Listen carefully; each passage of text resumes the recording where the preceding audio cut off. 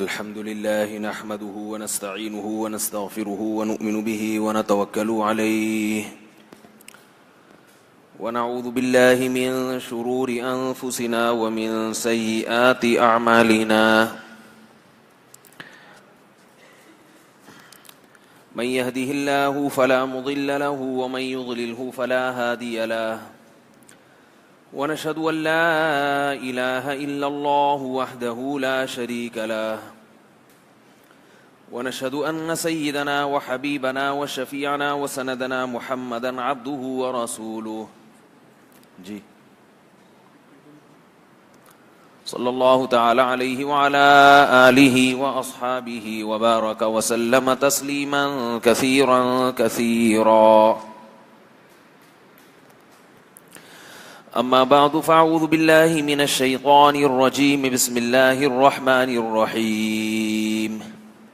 يا أيها الذين آمنوا ادخلوا في السلم كافة ولا تتبعوا خطوات الشيطان إنه لكم عدو مبين. تقریباً 2-3 ہفتے پہلے ایک موضوع پر بیان شروع کیا تھا، وہ پھر جادو ٹونے کی باتیں آ جاتی ہیں، نظر بد کا علاج، جادو ٹونے، یہ سب چیزوں میں ان چیزوں کی طرف چلا گیا تھا. تو وہ ایک حدیث میں نے شروع کی تھی، آج انشاءاللہ اس کی تشریح کروں گا اور اس سے جو اسباق ہمیں ملتے ہیں وہ بتاؤں گا انشاءاللہ. آپ لوگ تو بھول گئے ہوں گے کہ کون سی حدیث شروع کی تھی. میں نے بیان شروع کیا تھا، اس میں بتایا تھا کہ رسول اللہ صلی اللہ علیہ وسلم نے ارشاد فرمایا، پچھلی امتوں میں ایک بادشاہ تھا جس کے پاس ایک جادوگر تھا. تو یہاں سے بات نکل گئی تھی جادو کی طرف، اور یہ واقعہ ادھورا رہ گیا تھا. پچھلی امتوں میں ایک بادشاہ تھا جس بادشاہ کے پاس ایک جادوگر تھا. اس جادوگر کا کام کیا تھا؟ شعبدے بازیاں، کرتب دکھانا. اس سے لوگ بادشاہ کے معتقد ہوتے تھے، اور بادشاہ کافر تھا. تو جب وہ جادوگر بوڑھا ہو گیا تو اس نے بادشاہ سے کہا کہ میں بوڑھا ہو رہا ہوں، مر جاؤں گا تو آپ کی دکان چلنا بند ہو جائے گی. تو کوئی ایسا نوجوان چاہیے مجھے جس کو میں اپنا شاگرد بناؤں اور یہ سارا علم اس کو سکھا دوں. بادشاہ نے ایک نوجوان کا انتخاب کیا تو کہ بھئی اس کو سکھاؤ. وہ نوجوان جب اپنے گھر سے چلتا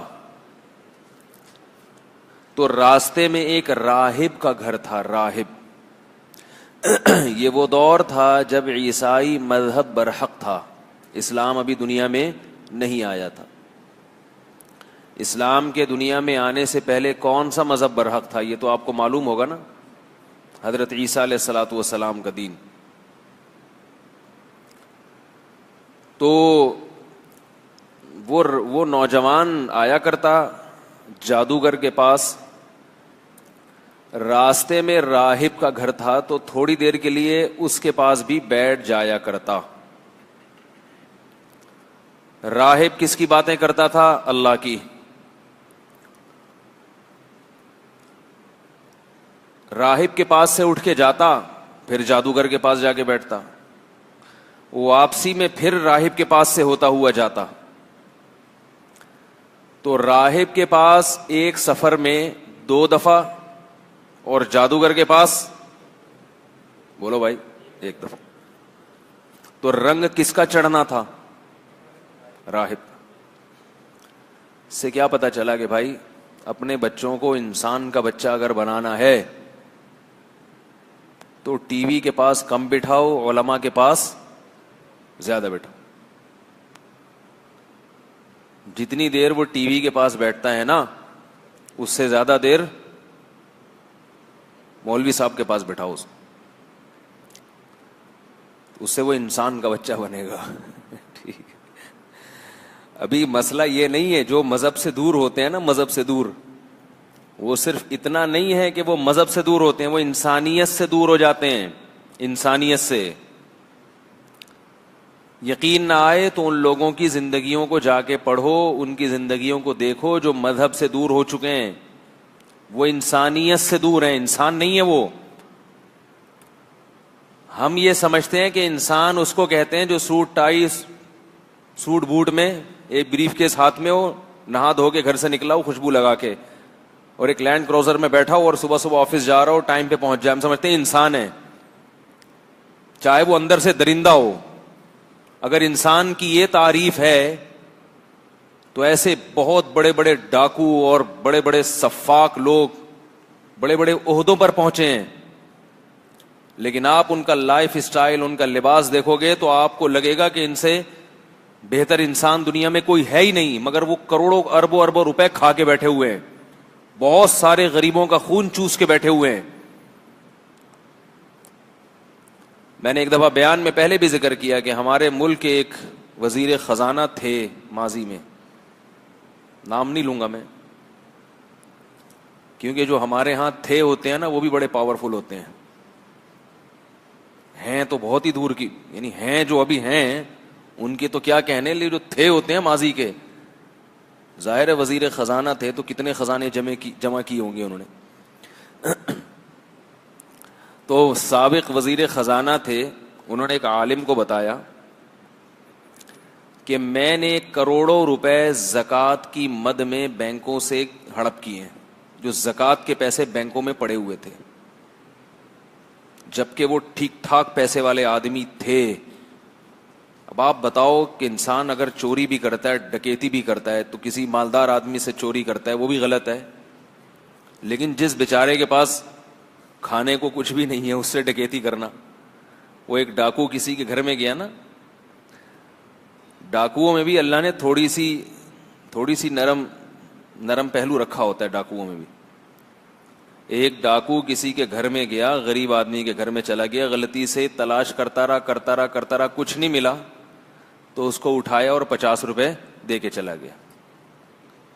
50 روپے دے کے چلا گیا. تو ڈاکو کو بھی تھوڑا سا ترس آ جاتا ہے. تو غریب آدمی جو بیچارے زکوٰۃ پہ پل رہے ہیں, ان لوگوں کی زکاتیں کروڑوں کی زکاتیں کھا جانا. لیکن اگر آپ ان کو دیکھیں گے, ان کے اسٹائل کو, ان کے سوٹ بوٹ کو, اور آپ کو لگے گا ان سے بہتر کوئی ہے ہی نہیں. انسان کی ڈیفینیشن یہ نہیں ہے کہ دیکھنے میں کون اچھا لگ رہا ہے. ایک بیچارہ موچی, ایک گولا گنڈے والا, وہ تو آپ کو اچھا نہیں, تو وہ اس نے کہیں فلم میں سن لیا تو اب وہ ٹیپ ریکارڈ پہ لگا دیتا ہے گول گپے بیچنے کے لیے. اس کی تو کوئی پرسنالٹی نہیں ہے, اس کی تو کوئی شخصیت نہیں ہے, لیکن حلال کما رہا ہے.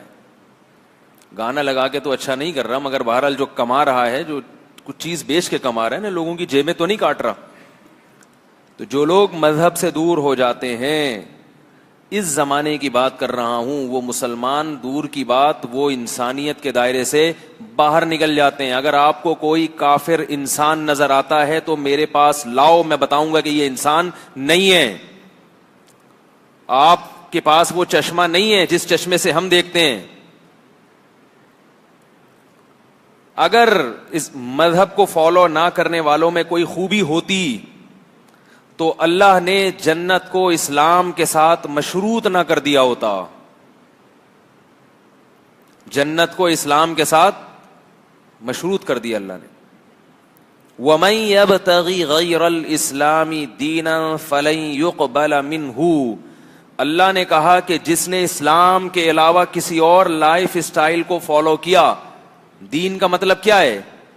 مذہب. اور آج کی زبان میں ہر آدمی کا اپنا ایک اسٹائل ہوتا ہے, اپنے ایک ترجیحات ہوتی ہیں, اسی کو اس کا مذہب کہا جاتا ہے. اگر آپ نے شناختی کارڈ میں اسلام لکھوایا ہوا ہے مگر آپ کے طور طریقے ہندوؤں جیسے ہیں, آپ مسجد میں آنے کے بجائے مندر جاتے ہیں, تو آپ کا مذہب کیا ہے پھر؟ ہندو ہے. تو مذہب کا مطلب ما ذهب الیہ الرجل، جہاں بندہ جاتا ہے، جس کو فالو کرتا ہے. تو اللہ نے قرآن میں کیا فرمایا کہ جو اسلام کے علاوہ کسی اور چیز کو فالو کرے گا یا یہ سمجھے گا کہ یہ ہے نجات یا یہ ہے صحیح راستہ، فَلَن يُقْبَلَ مِنْهُ، ہرگز ہرگز قابل قبول نہیں ہے، چاہے اس کے پاس اس کے برحق ہونے کے کتنے ہی دلائل کیوں نہ ہو. ان دلائل کو اللہ نہیں مانتے. اللہ کی نظر میں ان دلائل کی کوئی اہمیت نہیں ہے. اور اللہ نے اس کی مثال دی ہے کہ رَمَادٍ اشْتَدَّتْ بِهِ الرِّيحُ فِي يَوْمٍ عَاصِفٍ. ایک ہوتا ہے راکھ کا پہاڑ، جل جاتی ہے نا چیز، اس کی راکھ نکلتی ہے، اس راکھ سے آپ نے کیٹو جتنی پہاڑی کھڑی کر لی. اور ایک ہے مٹی کی ڈھیری جو چھوٹی سی ہے. دیکھنے میں کون اچھا ہے، طاقتور ہے؟ پہاڑ. لیکن اس وقت تک اچھا ہے جب تک آپ اس پہ پھونک نہ ماریں. کیا خیال ہے بھائی؟ آپ نے راکھ کے پہاڑ پہ تھوڑی سی پھونک ماری اور وہ پہاڑ غائب. تو اللہ فرماتے ہیں کہ جو کافر ہے، کافر جو اللہ کو نہیں مانتا، جو اللہ کے دین کو، اللہ کے قوانین کو اپنے اوپر مسلط نہیں کرتا، تو اس کے اعمال اور اس کی اچھائیوں کی مثال ہے راکھ کا پہاڑ کے اوپر سے بہت بڑا ہے، اندر سے کھوکھلا ہے. بہت بڑا ہے مگر اندر سے کیا ہے؟ جان نہیں ہے اس میں. اور مسلمان کا تھوڑا عمل اوپر سے تھوڑا ہے، اندر سے مضبوط اور پائیدار ہے. ایک پتھر ہے مگر چٹان کی طرح، اس کی بنیادیں ہیں. یہ کیسی بات کی اللہ نے قرآن مجید میں؟ آپ کہیں گے کیوں بھائی؟ ان کے اعمال کی مثال راکھ اور ہمارے تھوڑا عمل بھی بڑا مضبوط، یہ کوئی گل تو نہیں نہ ہوئی ہے بھائی؟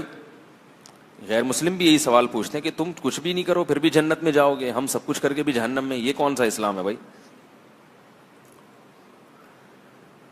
وہ پوچھتے ہیں نا کہ تم کچھ بھی نہیں کرو، تمہاری پھر بھی سفارشیں ہو رہی ہیں قیامت کے دن، اور پیچھے یہ سال ثواب بھی چل رہا ہے. مسجد میں پنکھا لگا دیا تو اس کی بھی ہوا لگ رہی ہے قبر میں. یہی مولوی صاحب یہی بتاتے ہیں نا، پنکھا لگاؤ گے تو قبر میں ہوا آئے گی. تو تمہارے سب مزے ہو رہے ہیں اور ہم اتنا کچھ کریں تو بھی کچھ نہیں، اور تم تھوڑا سا کرو تو بھی بہت. کسی نے بتایا بل گیٹس نے بڑے بڑے ہاسپٹل بنائے ہیں، اتنے بڑے بڑے ہاسپٹل بنائے ہیں کہ یعنی ہم تصور نہیں کر سکتے اس پہ جو اس کا سرمایہ خرچ ہوا ہے. لیکن اللہ کیا کہہ رہے ہیں؟ کرامات، راکھ کا ڈھیر ہے، کچھ بھی نہیں ہے. ایمان کے ساتھ 1 روپے بھی کسی غریب کو کھلا دو گے نا، اس کو اللہ پہاڑ جیسا بنا دیں گے قیامت کے دن. وجہ کیا ہے؟ وجہ بنیاد نہیں ہے اس کی نیکی کی. کافر جب نیکی کرتا ہے اس کی بنیادیں بہت کھوکھلی ہوتی ہیں. آپ نے ورلڈ ٹریڈ سینٹر جیسی عمارت بنا دی لیکن نیچے آپ نے کھدائی کم کی ہے، اوپر آپ بناتے چلے جا رہے ہیں، تو وہ عمارت تو بڑی خطرناک ہے، کسی بھی وقت دھڑام سے نیچے گرے گی. اور آپ نے چھوٹا سا گھر بنایا لیکن بنیادیں اس کی بہت مضبوط تھیں، تو وہ گھر چھوٹا سا ہے مگر ہے پائیدار، ہے مضبوط، اتنے آرام سے گرے گا نہیں وہ. کافر کی جو نیکی ہے اس کی بنیاد بڑی کمزور ہے. وہ بنیاد کیا ہے؟ وہ پبلک کو خوش کرنے کے لیے نہیں آ رہی میرا خیال ہے باز. وہ کس کے لیے ہے؟ مخلوق کے لیے ہے.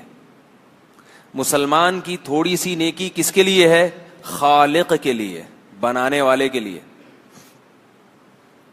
جس نے بنایا، جو اس کائنات کا بادشاہ ہے، اس کے لیے تھوڑا بھی کرو گے بہت دے گا. مخلوق کے لیے بہت کرو گے تو بھی تھوڑا بھی نہیں دے گی. تجربہ کر کے دیکھ لو بھائی. آپ کسی غریب کو کھانا کھلاتے ہو اس غریب کو خوش کرنے کے لیے، تو غریب کیا دے گا آپ کو؟ اگر وہ دے دیتا تو غریب ہی کیوں ہوتا؟ ارے بھائی اگر اس میں اتنی صلاحیت ہوتی کہ وہ آپ کو اس کا بدلہ دے یا پیسے دے تو وہ غریب کس بات کا ہوا؟ غریب کا تو مطلب ہی آپ اس پہ خرچ کرو بیچارہ سوائے شکریہ کے، تو شکریہ سے کیا ہوتا ہے؟ وہ اگر آپ کو کہتے تھینک یو، شکریہ، تو یہ 50 روپے اس کے دیے تھے آپ نے، ہے بھائی؟ اگر آپ تھینک یو پہ اتنا خوش ہوتے ہیں تو پھر ٹھیک ہے، صبح شام کسی سے تھینک یو کہلواتے رہیں اور اس سے پیسے لیتے رہیں. تو انسان پر جب آپ خرچ کریں گے، ایک تو انسان کا ظرف چھوٹا ہوتا ہے، دوسرا انسان خود محتاج ہے، وہ آپ کی نعمت کا بدلہ چکا نہیں سکتا. جب اللہ کے لیے کسی کو کھلایا جاتا ہے، اللہ کے لیے کوئی کام کیا جاتا ہے، تو پھر اس کا بدلہ وہ انسان نہیں دیتا جس پہ آپ خرچ کر رہے ہیں، پھر بدلہ کون دیتا ہے؟ اللہ دیتا. تو اس یہ نیکی تھوڑی ہے، مگر اس کی بنیاد جو اس کی بیس ہے وہ کیا ہے؟ بولو نا بھائی، مضبوط ہے. انما نطعمکم لوجہ اللہ لا نرید منکم جزاء ولا شکورا.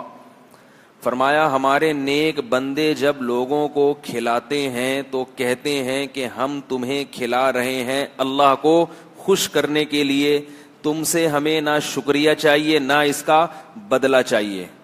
تھینک یو کہنے کی بھی ضرورت نہیں ہے. تو جو مذہب کو فالو نہیں کرتے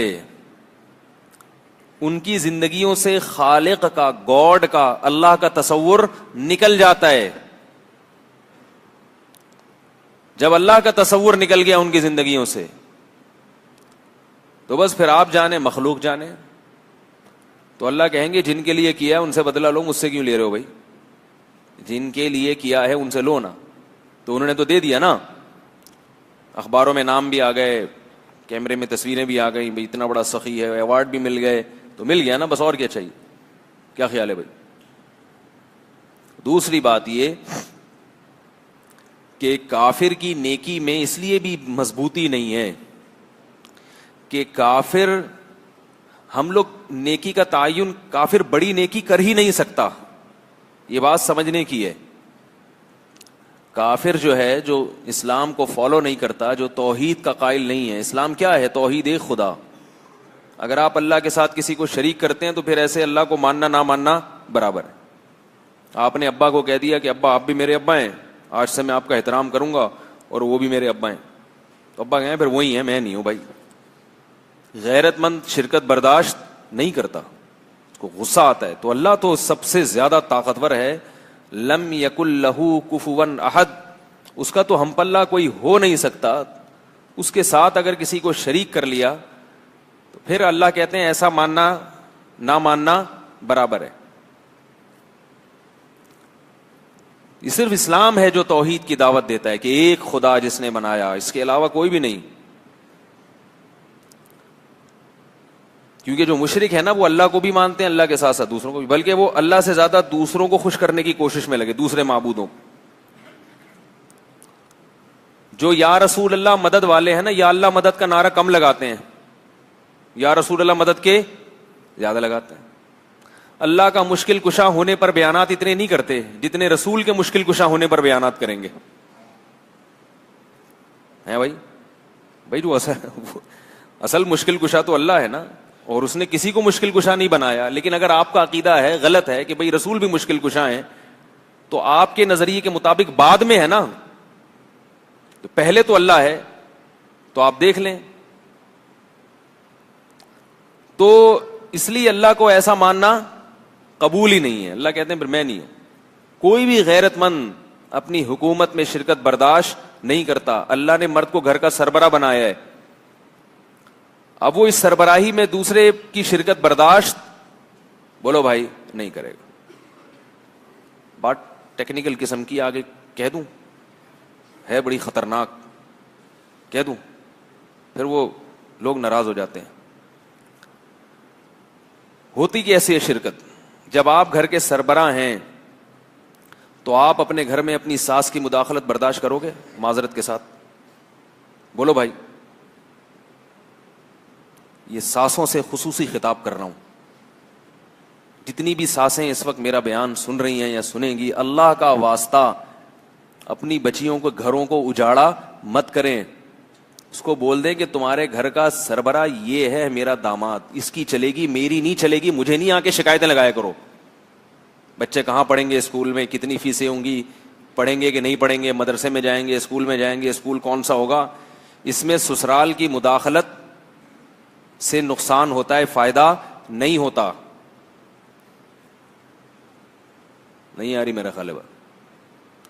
مشورہ دینے میں کوئی حرج نہیں ہے, اور مشورے کو مشورہ سمجھ کے دیا کریں. ایک دفعہ دے دیا بس بہت ہے, فرض ادا ہو گیا. داماد کو بلایا, ایک دفعہ سمجھا دیا, یار اگر فلاں اسکول میں پڑھا دو گے تو خوشی زیادہ ہوگی, بس کافی ہے. آپ کا فرض ادا, بولو بھائی, ہو گیا. لیکن مشورہ اگر مسلط کر دیا جائے نا تو وہ آرڈر بن جاتا ہے. ایک دفعہ سمجھا دیا, خوشی ہوگی, اس کو سمجھایا جی شکریہ آپ نے اتنا اچھا مشورہ دیا, میں غور کر کے بتا دوں گا. پھر اگلے دفعہ دوبارہ اتوار کو وزٹ ہوا, بیٹا ہم نے آپ سے کہا تھا کہ فلاں اسکول کے بجائے فلاں اسکول میں ہمیں زیادہ خوشی ہوگی. ہاں میں نے کہا تھا نا میں غور کروں گا اس پہ. بیٹا آپ نے غور تو کیا نہیں ابھی تک. پھر اگلے ہفتے دوبارہ اتوار کو آپ کا جانا ہوا سسرال, پھر آپ کو ہم نے کہا تھا نا وہ فلاں اسکول اچھا نہیں ہے ادھر.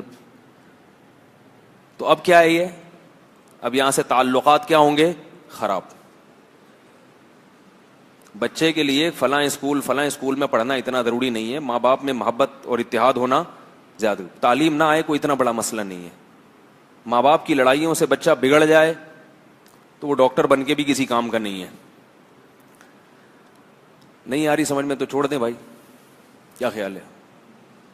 تو جو سربراہ ہے نا جہاں کا, اس کے کاموں میں ٹانگ, میں سب کو کہتا ہوں, میں صرف اپنی بات نہیں, اگر کوئی مسجد کا امام انتظامیہ کے کاموں میں ٹانگ اڑاتا ہے وہ امام بھی فتنہ ہے, وہ بھی فتنہ ہے امام.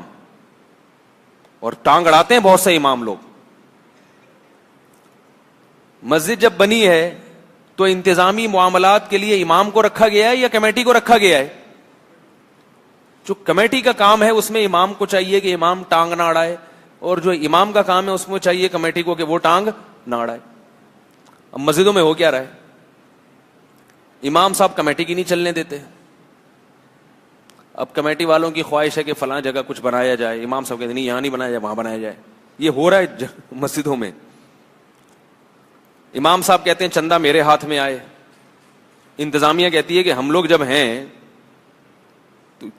تو چندہ کس کے ہاتھ میں آنا چاہیے, انتظامیہ کے ہاتھ میں. ان کے بعد رسیدیں ہیں, ان کو پتا ہے کہ کتنا بجٹ ہے, کس کی کتنی تنخواہ ہے, اس حساب سے وہ چلیں گے. لیکن امام کی کوشش کیا ہوتی ہے کہ میں کیا کر لوں, سارے انتظامی معاملات پہ میں قبضہ کر لوں. بالکل وہی جیسے جناب سابق صدر نے ہیلی کاپٹر سے پورے ملک کا وہ اپنے ہاتھ میں لے لیا تھا نا, سارا نظام اپنے ہاتھ میں لے لیا تھا. تو اور کمیٹیوں کی کوشش کیا ہوتی ہے کہ امام صاحب کو جیسے ہم کہہ رہے ہیں ویسا بیان کریں. یہ ممبر پہ بیٹھ گئے, بھائی اگر آپ کو پتا ہے کہ کیا کہنا ہے کیا نہیں کہنا تو پھر آپ امام بن جاتے. کیا خیال ہے؟ تو امام کمیٹی کے کاموں میں ٹانگ اڑائے وہ بھی غلط ہے, اور کمیٹی امام کے کاموں میں ٹانگ اڑائے وہ بھی غلط. اور دلائل ہر ایک کے پاس ہوتے ہیں, دلائل ہر ایک کے پاس ہوتے ہیں. آپ جب کسی امام سے کہیں نا کہ انتظامیہ کے کاموں میں ٹانگ مت اڑاؤ تو وہ دلیل وہ بھی دے دیں گے کہ یہ کام غلط کر رہے ہیں. اور بھائی غلط کر رہے ہیں تو آپ تھوڑی ذمہ دار ہو ہر چیز غلط کو صحیح کرنے کے. آپ نہیں ذمہ دار ہو کہ جو بھی غلط ہو رہا ہے اس کو آپ نے صحیح کرنا ہے. آپ صرف اس غلط کو صحیح کر سکتے ہیں جس کا اللہ نے آپ کو مختار بنایا ہے, جس کا اللہ نے آپ کو اختیار دیا ہے. آپ اپنے ماتحتوں پہ زور لگا سکتے ہو جس چیز, اور بھی تو دنیا میں بہت کچھ غلط ہو رہا ہے. ایک صاحب کا میرے پاس فون آیا کہ ایسے لوگوں کی کالز آتی رہتی ہیں کہ فلاں کے گھر میں یہ ہو رہا ہے, میرے فلاں بھائی ہے اس کے گھر میں یہ ہو رہا ہے. میں نے کہا اس کے گھر میں ہو رہا ہے نا, آپ کے نہیں ہو رہا, چپ کر کے بیٹھ جاؤ آرام سے. کہ نہیں غلط ہو رہا ہے, اسلام میں حکم ہے کہ نہیں علی المنکر, روکو برائی کو ہاتھ سے روکو. میں نے کہا یہ ہاتھ سے روکنے کے بارے میں آگے آتا ہے فَإِلَّمْ يَسْتَطِعْ فَبِلِسَانِهِ, اگر ہاتھ سے روکنے کی استطاعت نہیں ہے تو زبان سے. یہ استطاعت نہ ہونے کا مطلب کہ آپ اہل نہیں ہیں. پولیس ہے جو ڈنڈا چلا سکتی ہے, پولیس کو حکومت نے بھی اجازت دی, اللہ نے بھی اجازت دی ہے. آپ پولیس کا کام اپنے ہاتھ میں لیں گے تو نہ پولیس آپ کو چھوڑے گی اور نہ محلے والے چھوڑیں گے. آپ کیا خیال ہے؟ یہ بڑا مسئلہ ہے ہمارے دین داروں میں. دنیا دار آدمی کو تو کوئی دلچسپی نہیں ہوتی صحیح ہو رہا ہے غلط ہو رہا ہے, جو ہو رہا ہے میری وجہ سے مجھے کیا ہے, بلکہ غلط ہونے پہ اور خوش ہوتا ہے. ماشاءاللہ کتنا اچھا غلط ہو رہا ہے, خوش ہوتا ہے نا. لوگ جتنا دین سے دور جائیں وہ کہتے ہیں ماشاءاللہ, اس کو بھی ایک موقع مل جاتا ہے یار چلو سب غلط کر رہے ہیں تو پھر میں بھی خوشی سے خوشی غلط کروں گا, کوئی ملامت نہیں کرے گا. مسائل سارے آتے ہیں دینداروں کے. یہ گڑبڑ کیا کرتے ہیں کہ جذبہ اچھا ہوتا ہے نہی علی المنکر کا, برائی کو روکنے کا, مگر یہ اپنے اختیارات نہیں دیکھتے. بعض سے بات نکلتی ہے کیا کروں. ایک بات یاد رکھو, ایک الزام علماء پہ بعض لوگ یہ بھی لگاتے ہیں, میں فیس بک دیکھتا نہیں, کبھی کبھار فارغ ہوا تو ایک نظر دیکھ لیتا ہوں. فارغ تو ہوتے ہی نہیں لیکن پھر بھی دیکھ لیتے ہیں کہ چلو. تو ایک دن فیس بک پہ میں نے ایک کمنٹس دیکھے علماء کے خلاف. بعض علماء, سب علماء کے خلاف نہیں. حدیثیں لکھی ہوئی تھی کہ وہ علماء جو حکمرانوں کے ساتھ بیٹھتے ہیں, ان کی چاپلوسی کرتے ہیں, وہ بدترین علماء ہیں. اس طرح کی کچھ روایتیں. تو میں نے سوچا اس کو میں جواب دوں, پھر میں نے دیا نہیں, کیونکہ آپ جواب دیں گے پھر آگے سے جواب آئے گا, پھر جواب دیں گے پھر جواب آئے گا. فیس بک پہ تو لوگ فارغ بیٹھے ہوئے ہیں, کوئی کام ہی نہیں ہے, الٹے الٹے جوابات آتے ہیں. میں نے کہا ان میں سے کوئی بھی حدیث صحیح نہیں ہے.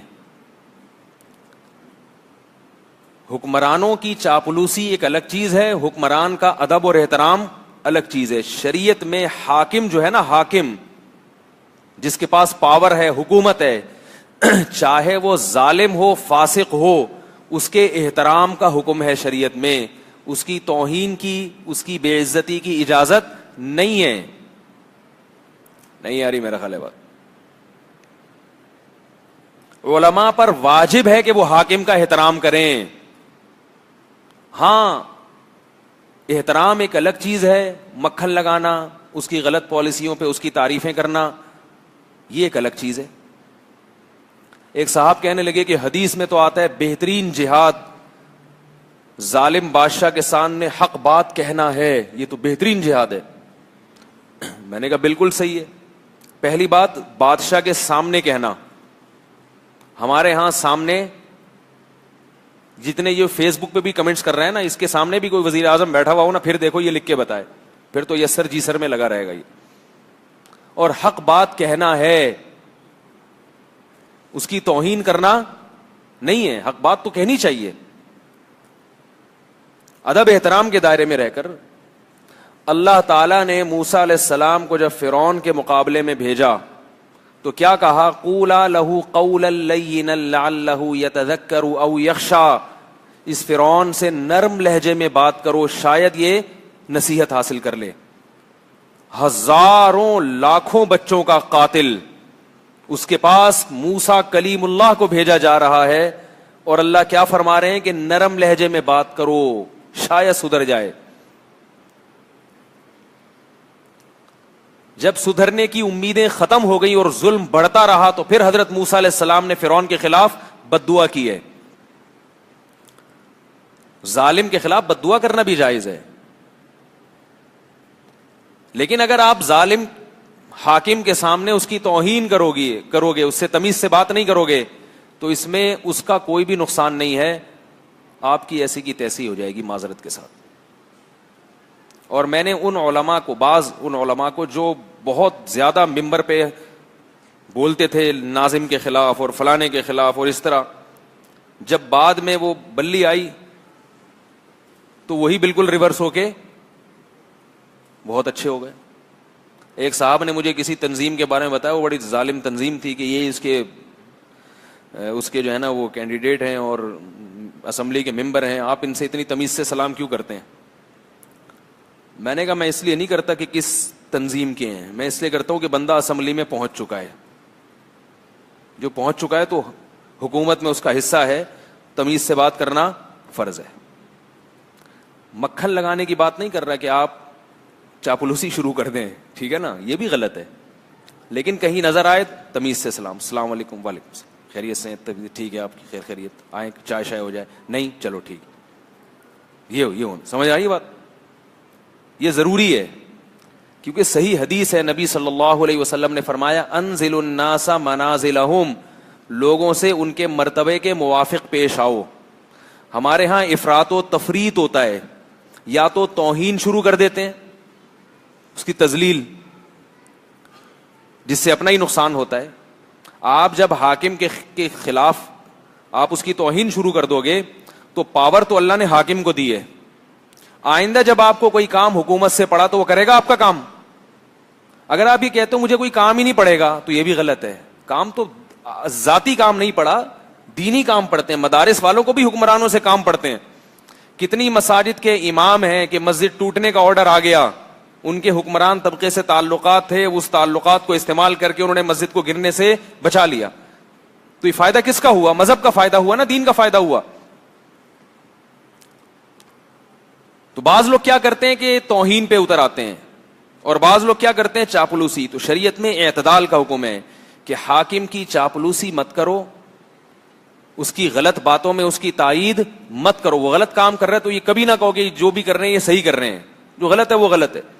لیکن اس کی توہین کی، اس کی اطاعت نہ کرنے کی اس کی شریعت میں اجازت نہیں ہے. حضرت مولانا اشرف علی تھانوی رحمہ اللہ تعالی کے پاس انگریز کی عدالت سے آرڈر آیا، وارنٹ آئے کہ آپ عدالت پہنچیں. انگریز کی حکومت تھی کافر، غاصبانہ قبضہ تھا، اس کی تو کوئی لاجک بنتی نہیں تھی ہندوستان پہ حکومت کرنے کی. اور مسلمان اس کے خلاف لڑ کے کئی لڑائیوں میں شکست بھی کھا چکے تھے، اور انگریز نے لاکھوں کروڑوں اربوں کی مالیت مسلمانوں کی ہڑپ کی ہوئی تھی. لیکن تھا بہرحال کون؟ حاکم کون تھا؟ چاہے برا تھا اچھا تھا، لیکن حکومت کس کی تھی؟ برطانیہ کی تھی. بھائی یہ بھی عجیب بات ہے، لوگ بعض حکومت کو حکومت نہیں مانتے، کہہ رہے ہم اس حکومت کو مانتے ہی نہیں ہیں. حکومت کو آپ کے نہ ماننے یا ماننے سے نہیں ہوتا. حکومت کی ڈیفینیشن یہ جس کے پاس ڈنڈا ہو. یہ چاہے وہ ظالم ہو چاہے وہ عادل ہو، جس کے پاس ڈنڈا ہے تو شریعت کیا کہتی ہے؟ حکومت اس کے پاس. کہ اگر آپ شرافت سے نہیں مانو تو وہ شر اور آفت کے ذریعے اپنی بات کو منوا سکے. اس کو حاکم کہتے ہیں. اور اسلامی تاریخ میں ظالم حاکم بہت گزرے. حجاج ابن یوسف ظالم تھا. یزید جس کے دور میں حضرت حسین کا قتل ہوا ظالم تھا، مگر تھا، جو بھی تھا وہی تھا. اس لیے صحابہ کرام نے اس کے اس بدترین ظلم کے باوجود اس کی اطاعت کی ہے. اور جن صحابہ نے اس کے خلاف خروج کیا اس کا امت مسلمہ کو نقصان ہوا ہے. تو حضرت مولانا اشرف علی تھانوی رحمہ اللہ تعالی کے پاس انگریز کی عدالت سے نوٹس آیا، عدالت پہنچے. کتنے بڑے عالم، کتنے بڑے بزرگ، بوریا بستر گول کیا جانے لگے. کسی نے کہا کہ حضرت کافر کی عدالت ہے اور کافر آپ کو بلا رہا ہے اور آپ جا رہے ہیں بڑے آرام سے، آپ اتنے بڑے عالم ہیں، یہ کوئی طریقہ تو نہیں ہے. انہوں نے فرمایا بھائی تمیز سے چلے جاؤ ورنہ اٹھا کے لے جائے گا. نہیں آ رہی میرا خیال ہے بات؟ تمیز سے چلے جاؤ ورنہ اٹھا کے لے جائے گا. وہ عزت، وہ اچھی عزت ہے بھائی. جو رئیس عزت ہے وہ بھی چلی جائے گی. عقل مند تھے نا، شعور سے کام لیتے تھے. ہمارے یہاں دیندار لوگ ہیں جذباتی. تو علاقے کے ایس ایچ او سے بنا کے رکھا کرو. مطلب یہ ہے میں نہیں بنا کے رکھتا، مجھے پتا بھی نہیں ایس ایچ او ہے کون علاقے کا. مجھے تو بہت عرصے بعد پتا چلا تھانہ ادھر ہے. صحیح ہے نا، میں ادھر والے تھانے کو سمجھتا تھا کہ یہاں کا ہے. پورے علاقے میں کسی بھی پولیس والے کو نہیں جانتا میں، کسی بھی S H O D S P کو نہیں جانتا میں، لیکن میں توہین بھی نہیں کرتا. آئی بات سمجھ میں؟ نہ چاپلوسی کرتا ہوں، جا کے چائے پلا پلا کے دوستیاں لگاؤں، ایسا بھی نہیں ہے. لیکن اگر کوئی عالم کسی تھانے دار سے تعلق قائم رکھتا ہے تو میں اس سے بدگمان نہیں ہوتا. میں سوچتا ہوں شاید اس لیے دین کے لیے تعلق رکھا ہو کہ بھائی جب کام اٹکے گا تو ان سے کروا دیں گے. کیا خیال ہے بھائی؟ میرے اپنے تعلقات نہیں ہیں. ہاں کوئی ایسا عہدیدار آدمی جو خود ہی آگے بڑھ بڑھ کے مجھ سے دوستی لگا لے، بہت زیادہ آگے بڑھ بڑھ کے، اس سے وہ تو کوئی بھی لگائے گا تو دوستی ہو جائے گی نا. کوئی بھی لگائے گا تو دوستی ہو جائے گی. تو میرا اپنا مزاج الحمدللہ نہیں ہے. میں آپ کو ایسے واقعات سنا سکتا ہوں، ایسی بڑی بڑی چیزیں بیٹھی ہوئی تھیں کوئی اسمبلی کا ممبر بیٹھا ہوا ہے, ہمیں پتہ ہی نہیں ہوتا کہ یہ کون ہے کیا ہے, وہ کہہ رہے میں فلاں جگہ کا ہوں گے, سنائی نہیں دیا, بعد میں پتہ چلتا ہے اچھا یہ بھی کوئی چیز ہوتی ہے, سمجھ رہے ہیں. تو لیکن جو جس کے تعلقات ہوں میں اس سے بدگمان نہیں ہوتا. ہاں کسی عالم نے اپنے ذاتی مفاد کے لیے تعلق قائم کیا, ذاتی مفاد کے لیے, یہ علماء کی شان کے خلاف ہے, کیونکہ اللہ نے عالم کو سب سے اونچا بنایا ہے, اسے چاہیے کہ وہ اپنے مقام اور مرتبے سے نیچے نہ گرے. ہمارے حضرت مفتی رشید احمد صاحب رحمہ اللہ تعالیٰ کی طبیعت میں بہت زیادہ استغنا تھا. ایک دن ایک مولوی صاحب نے ضیاء الحق سے ملاقات کی, ہو گئی ملاقات, ٹھیک ہے, ضیاء الحق کو تو جانتے ہیں نا, جو سابق جنرل آرمی کے اور شہید ہو گئے. تو وہ عالم ہمارے حضرت ڈرائیو کر رہے تھے گاڑی میں, حضرت نے ان کو لفٹ دی, بٹھایا, تو وہ بیٹھتے ہی کہنے لگے کل میں نے ضیاء الحق سے ملاقات کی ہے شو مارنے کے لیے.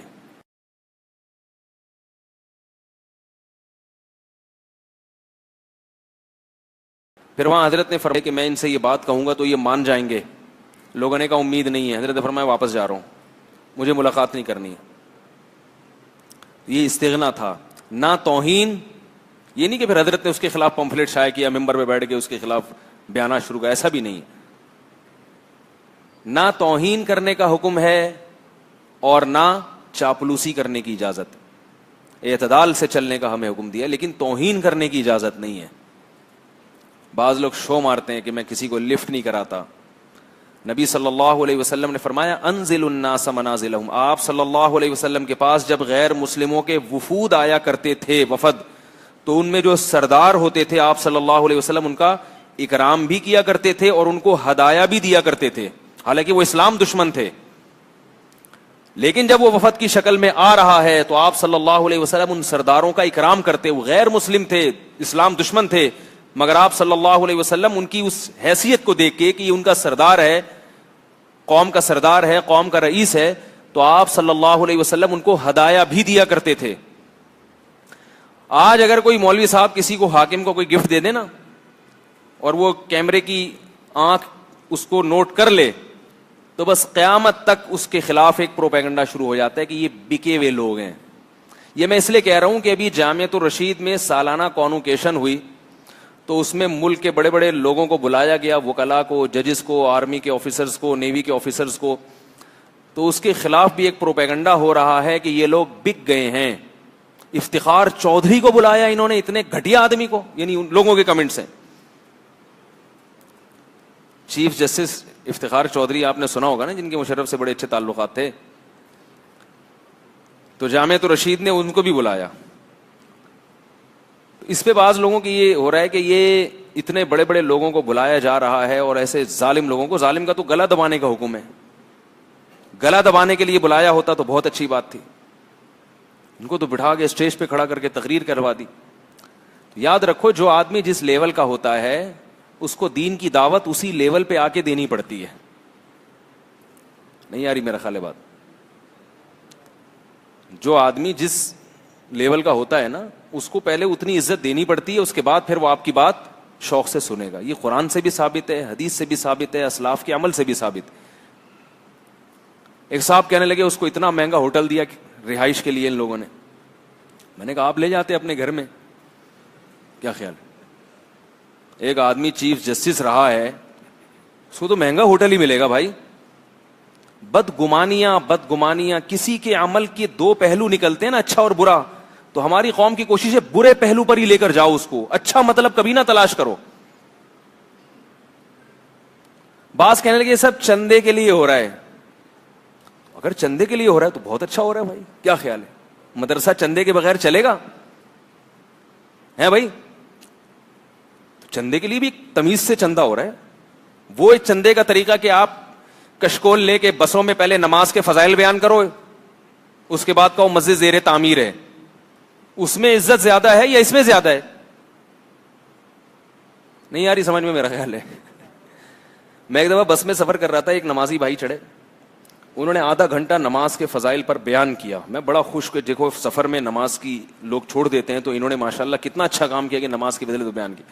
آدھا گھنٹہ بیان کرنے کے بعد کہتے ہیں مسجد زیر تعمیر ہے, تمام نمازی بھائیوں سے گزارش ہے کہ تو وہ جو نماز پر بیان تھا وہ نماز پر نہیں تھا, اصل میں وہ کس پر بیان تھا؟ وہ چندے پر بیان تھا جی. وہ ہوتا کچھ بھی نہیں ہے, پیچھے صرف رسیدیں ہی ہوتی ہیں, رسیدیں لے کے گھوم رہے ہوتے ہیں.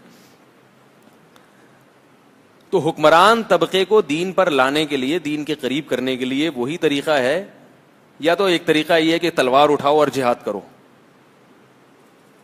یہ طریقہ ہے. سمجھ میں آ رہی ہے بات؟ کیا کرو؟ میرے پاس ہر قسم کے لوگ آتے ہیں. ایک دن ایک صاحب آئے, مجھے کہنے لگے کہ یار 500 آدمی مل جائیں گے, اسلام آباد پہ قبضہ کرنا ہے. 500 آدمی چاہیے, کیا کرنا ہے؟ اسلام آباد پہ قبضہ. میں نے کہا ایک پلاٹ پہ تمہارے قبضہ ہو جائے نا ادھر احسن آباد میں, اس پہ 500 آدمی قبضہ نہیں چھڑا سکتے. تو اسلام آباد پہ قبضہ کرے گا؟ باتیں کر لو ان سے. تو یا تو 500 آدمی لے جاؤ, اور اس 500 کو جب آپ لے کے جاؤ گے تو اس میں 499 ایجنسی کے لوگ ہوں گے جنہوں نے آپ کو ورغلایا ہوگا, اور جب آپ یہ تحریک شروع کرو گے تو سب سے پہلے اندر کون ہوگا؟ آپ ہوگا. میں گلگت گیا تو وہاں ایک مولوی صاحب جیل سے رہا ہو کے آئے تھے, تازے آئے ہوئے تھے, تو کافی جذبہ وطن کی محبت بہت تھی ان کے دل میں, کیونکہ پٹ کے آ رہے تھے نا. تو میں نے کہا آپ اندر کیسے ہوئے؟ انہوں نے کہا کہ ہمارے ہاں ایک داڑھی والے مولوی صاحب آئے, پگڑی داڑھی, اتنا چہرے پہ نور ان کے, انہوں نے فدائی حملوں کی فضیلت پر بیان کیا, یہاں پہ خودکش دھماکوں کے فضائل پر, گاؤں میں کہیں گلگت کے کسی دور دراز علاقوں میں, گاؤں میں انہوں نے بیان کیا فدائی حملوں, بمبار حملوں کی فضیلت پر. لے بھائی, میں حیران, میں نے کہا ایسا بیان ابھی تک سنا نہیں ہے. بمبار حملے تو سنے ہیں مگر اس کی فضیلت پر باقاعدہ بیان ہوا. کہہ رہے ہماری مسجد میں لوگوں کو اکٹھا کیا اور بیان کیا جو خودکش حملہ کرے گا, اور وہ امام بار گاؤں میں جا کے پھٹے گا, اور قادیانیوں کی عبادت گاہوں میں, اور وہ جو مسجدوں میں جو ایک طریقہ ہوتا ہے, کس طرح سے دیکھو سازشیں ہوتی ہیں. میں نے کہا پھر کیا ہوا؟ کہہ رہے بہت سے لوگوں نے نام لکھوایا, جب جنت مل رہی ہے, پھٹے جنت, یعنی بس ادھر پھٹنے کی دیر ہے. میں لطیفہ سناتا ہوں نا, ایک آدمی, ایک نوجوان کو کسی نے ترغیب دی کہ ادھر پھٹتے ہی سیدھا جنت میں اور حوریں ملیں گی. اب وہ بیچارہ پھٹا مگر مرا نہیں, وہ چھرے ورے دائیں بائیں ہو گئے, بے ہوش ہو گیا. صحیح, پولیس والے اٹھا کے لے گئے اس کو ہاسپٹل میں. اس کو جب ہوش آیا تو وہ تو سمجھ رہا ہے کہ میں اب آخرت میں زندہ ہو رہا ہوں دوبارہ نا, قبر میں جا کے میری آنکھ کھل رہی. تو 2-4 کالی کلوٹی نرسیں کھڑی ہوئی تھیں اس کے سامنے, ٹیڑھی میڑھی سی. جیسے ہی آنکھ کھلی ایک نرس کا ہاتھ پکڑتا ہے, کہتا ہے باقی حوریں کہاں ہیں؟ ٹھیک ہے نا, باقی کہاں ہیں؟ وہ سمجھ رہا تھا کہ پولیس والوں نے کبھی بتاتے ہیں